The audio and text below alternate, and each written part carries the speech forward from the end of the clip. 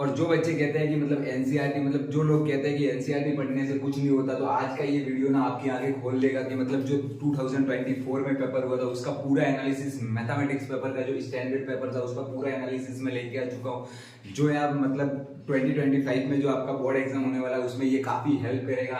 और जो कहते हैं ना कि एनसीईआरटी पढ़ने से आप 90 प्लस नहीं ला सकते, 100 के आसपास मार्क्स नहीं ला सकते, एनसीईआरटी आपका कितना यहाँ पर हेल्प करती है इन ज्यादा से ज्यादा स्कोर करने में, वो आप आज के इस वीडियो में आपको बताने वाला हूँ। Why NCERT is most important book, तो मैं इस चीज को यहाँ पर आज क्लियर कर दूंगा आपके बीच। सबसे पहले यहाँ पर मैं आज आपको 2 बुक्स बताऊंगा जो सीबीएसई रेकमेंड करती है, ठीक है, प्रेस्क्राइब करती है आपको पढ़ने के लिए। तो 2 बुक ऐसी होगी वहां से ज्यादा मैक्सिमम क्वेश्चंस पूछे जाते हैं, और यहाँ पर बोर्ड पे लिखा है ये पूरा एनालिसिस है 2024 का, जो आपके सीनियर्स भैया यहाँ पर जो पेपर्स देखे गए हैं। तो सबसे पहले मैं आपको यहाँ पर आपके मैथ्स पेपर का ब्रेकडाउन बता देता हूँ कि आपका मैथ्स पेपर बेसिकली बनता कैसे है, मतलब उसके परसेंटेज कैसे डिवाइड होते हैं। तो यहाँ पर मैथ्स का पेपर आपके तीन हिस्सों में डिवाइड होता है। फर्स्ट यहाँ पर 60 मार्क्स का आपका एवरेज क्वेश्चंस पूछे जाते हैं। एवरेज क्वेश्चंस मतलब उसकी डिफिकल्टी लेवल एवरेज होता है। उसके बाद यहाँ पर जो 12 मार्क्स के क्वेश्चंस होते हैं, मतलब यहाँ पे जो 12 मार्क्स के क्वेश्चंस होते हैं ना वो काफी इजी क्वेश्चंस यहाँ पर पूछे जाएंगे। और उसके बाद जो थर्ड मतलब 8 मार्क्स के क्वेश्चंस जिसकी डिफिकल्टी लेवल काफी हाई होगा। मतलब ये जो 8 मार्क्स के क्वेश्चन है ना उनके लिए आपको प्रैक्टिस करते रहना है। ये 60 और ये 12 मार्क्स आप इजीली कवर कर सकते हो। आज ये वीडियो कंप्लीट कर दिया, आपको पता चल जाएगा कि मतलब आपको अपने पेपर के लिए कैसे प्रिपेयर करना है, ठीक है। तो सबसे पहले यहाँ पर हम 5 मार्क्स के क्वेश्चंस की बात करते थे। 5 मार्क्स जो ये 2024 में पेपर आया था, पूरा पेपर एनालिसिस है। मतलब टोटल कितने सेट्स आते हैं, 1, 2 और 4 सेट्स यहाँ पर आपके आते हैं बोर्ड एग्जाम में। तो मैंने यहाँ पर एक सेट का यहाँ पर पूरा एनालिसिस कर दिया है। पूरा एनालिसिस मतलब आपको A to Z कहाँ से चीजें पूछी गई थी, ठीक है। यहाँ पर आपको डिस्क्रिप्शन में पेपर पूरा मिल जाएगा, आप वहां से मतलब क्रॉस वेरीफाई कर सकते हो कि ये वीडियो मैंने एक्चुअल में क्रॉस वेरीफाई आप कर सकते हो पेपर डाउनलोड करके, ओके। तो यहाँ पर 5 मार्क्स का एक क्वेश्चन पूछा गया था, देखिए, एंगल ऑफ यहाँ पर depressions of the tops and bottoms multi store building, ठीक है। ये सीधा एनसीईआरटी के एग्जांपल पेज नंबर 39 से पूछा गया था। एग्जांपल यहाँ पर आप देख लो, सीधा मतलब आपके बोर्ड एग्जाम में एग्जांपल पूछे जा रहे हैं। पेज नंबर 39 से सीधा आपको एग्जांपल पूछा गया था। एज इट इज वैल्यू भी वो की वही थी। मतलब यहाँ पर पूरा मल्टी स्टोर का सिर्फ आपके पास यहाँ पर एनसीईआरटी में एक ही क्वेश्चन है, वहां से सीधा आपको एग्जांपल पूछा गया था 5 नंबर में। उसके बाद ये यहाँ पर सर्कल का क्वेश्चन पूछा गया था। यहाँ पर जो रेडियस है उसकी वैल्यू यहाँ पर चेंज कर दी गई थी। यहाँ पर क्या पूछा है, एक कॉर्ड ऑफ द सर्कल है वो मतलब 90 डिग्री सेंटर में सब्सटेंड करता है। आपको क्या करना है, मेजर सेक्टर का और माइनर सेक्टर का एरिया निकालना है। Question number 4 exercise 1.1। मतलब देखिए, मतलब एनसीईआरटी से डायरेक्ट 5 नंबर के क्वेश्चन पूछे जा रहे हैं, ठीक है। ये देखिए, theorem a line draw parallel to the one side of the triangle, theorem 6.1 page number 80 से डायरेक्ट थ्योरम पूछी गई थी। एज इट इज छाप दी गई थी। एनसीईआरटी कितनी इंपॉर्टेंट बुक है आज आपको पता चल रहा होगा, ठीक है। एनसीईआरटी का मतलब एक भी पेज या एक भी क्वेश्चन ऐसा नहीं है जो आपको छोड़ के जाना है बोर्ड के लिए। उसके बाद देखिए, angle of elevation from the top pole and observe, मतलब आपको एक बिल्डिंग दे रखी है और उसके बाद यहाँ पर एक पॉइंट दे रखा है, उसके बीच की आपको डिस्टेंस कैलकुलेट करनी है। एज इट इज क्वेश्चंस यहाँ पर एनसीईआरटी का एक्सरसाइज क्वेश्चन था, ये एज इट इज क्वेश्चंस पूछा गया है, ठीक है। तो यहाँ पर 4 क्वेश्चंस ऐसे थे जो एनसीईआरटी से मतलब एज इट इज छाप दिए गए थे 5 नंबर में। उसके बाद हम 3 नंबर की बात करते हैं, ठीक है। 3 नंबर में कौन कौन से क्वेश्चन आए थे, यहाँ पर आप देख सकते हैं। ये एरिया वाले चैप्टर से क्वेश्चन आया था। ए wooden toy is made by the scooping out of hemisphere, ठीक है। एज इट इज क्वेश्चन छिपा था पेज नंबर 1637 से क्वेश्चन नंबर 9, ठीक है।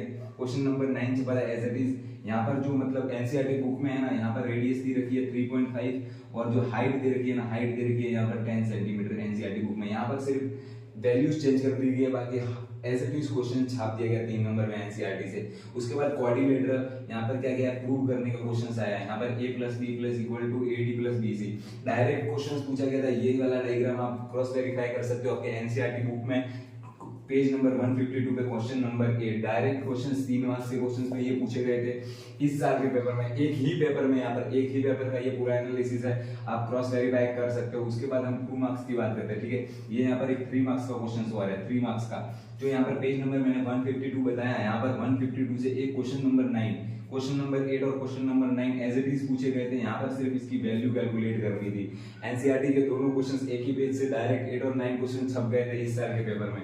उसके बाद यहाँ पर 2 मार्क्स की बात करें, a bag of 4 red 8 white and some yellow balls, ये भी एनसीईआरटी का प्रोबेबिलिटी का एक्सरसाइज क्वेश्चन है। अगर आप जैसे जैसे 10th क्लास में भी आगे बढ़ोगे आपको ये सारे क्वेश्चंस एनकाउंटर होंगे, आपको एक भी क्वेश्चन छोड़ना नहीं है, एग्जाम्पल एक्सरसाइज सब कुछ कंप्लीट करना है। क्योंकि देखिए बोर्ड एग्जाम में एज इट इज मतलब क्वेश्चन छप रहे हैं, यहाँ पर एक कार्ड लॉस मिसिंग वाला, यहाँ पर एग्जाम्पल, ये क्वेश्चंस कौन सी, ये एक दूसरी बुक से छपा था, वो मैं आपको यहाँ पर बुक बताने वाला हूँ। मैंने स्टार्टिंग में आपको बता दी कि 2 बुक हमें यहाँ पर सीबीएसई प्रेस्क्राइब करती है, पढ़ने के लिए देती है, तो उन्हीं से मैक्सिमम क्वेश्चन छपते हैं। दूसरी चीज, तो दूसरे क्वेश्चन छपे थे, मतलब अदर क्वेश्चन छपे थे एग्जाम में, वो मतलब पूरा एनसीईआरटी बेस पे देखिए। जैसे कि यहाँ पर आपने फर्स्ट चैप्टर अगर पढ़ा हो रियल नंबर, तो रियल नंबर में आपने रूट फाइव को प्रूव करना सीख लिया होगा, और रूट 4, 5 ऐसे भी आपने प्रूव करना देख लिया होगा।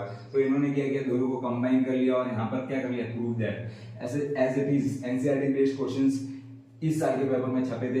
यहाँ पर 2√2 cos 45 sin 30, 2√3 cos 30 as it is question छप रहे हैं 2 मार्क्स में, 3 मार्क्स में। मतलब एनसीईआरटी पे यार बुक कितनी इंपॉर्टेंट है। यहाँ पर parallelogram as it is question छपा था बोर्ड में, तो इतने सारे क्वेश्चंस मैंने बताए थे जो पूरा एज इट इज यहाँ पर, मतलब अगर आप एनसीईआरटी कवर करते हो तो मतलब 80 में से मतलब 45 मतलब 50 मार्क्स तो यहाँ पर पूरा एनसीईआरटी बेस्ड ही आ रहा है। जो बच गया 30% वो यहाँ पर आपके एमसीक्यू, 20 एमसीक्यू।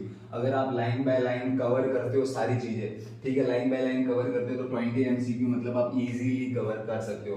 बच्चे जो 8 मार्क्स, जो कि यहाँ पर आपका रीजनिंग बेस्ड क्वेश्चन आने वाले हैं, मतलब एनालिसिस के क्वेश्चन आने वाले हैं, केस बेस्ड के क्वेश्चन आने वाले हैं, उसके लिए आपको अदर्स प्रैक्टिस करनी पड़ेगी, सेट्स लगाने पड़ेंगे। जैसे जैसे आप यहाँ पर बोर्ड एग्जाम का नजदीक आता जाएगा, मैं रेकमेंड करता रहूंगा, तो चैनल को सब्सक्राइब करके वीडियो को लाइक कर देना। सबसे पहले मैं बुक बता देता हूँ जो सीबीएसई रेकमेंड करती है। सबसे पहले एनसीईआरटी पब्लिकेशन, जो आपकी एनसीईआरटी की बुक है मैथ्स की, वही यहाँ पर मोस्ट इंपोर्टेंट बुक है, उसको तो आपको कभी मिस नहीं करना, उसको तो पढ़ते ही रहना है। दूसरी बुक यहाँ पर मैं आपको बता दूं, दूसरी बुक है यहाँ पर आपकी जो है वो भी है एनसीईआरटी एग्जाम्पलर, ठीक है। आपको एनसीईआरटी एग्जाम्पलर अभी से खरीद लेनी है, क्योंकि जो एनसीईआरटी एग्जाम्पलर है ना, वो सब मतलब एनसीईआरटी में जितने भी क्वेश्चन है यहाँ पर उसके मल्टीपल कॉम्बिनेशंस एनसीईआरटी एग्जाम्पलर में मिल जाएंगी, जो एज इट इज यहाँ पर आपको कॉम्बिनेशन बना के पूछ लिए जाते हैं। तो ये था पूरा मैथ्स का एनालिसिस। आपको वीडियो कैसा लगा कमेंट सेक्शन में जरूर बताना।